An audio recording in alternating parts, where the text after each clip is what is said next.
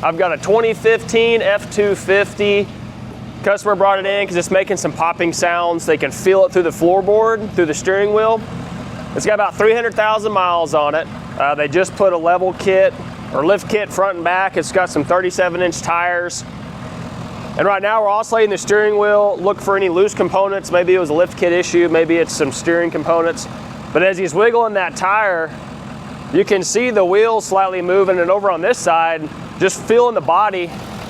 Go ahead and turn that wheel for me a little bit more. So you can feel a popping sensation in the wheel.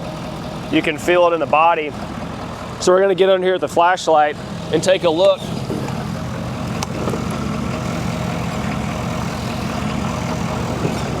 So check out that tie rod end right there. You can see it's got about ½ an inch of play. You can see the drag link right there where it's connecting's got some play. You can see the ball joint right here on the track bar. You can see that bottom nut is moving about ½ an inch back and forth.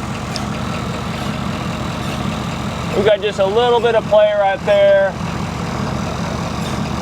That's not too bad, but I think that's gonna be our main culprit right there. That's some major play in the front suspension. So we'll get that quoted and swapped out, and this thing will be running like new.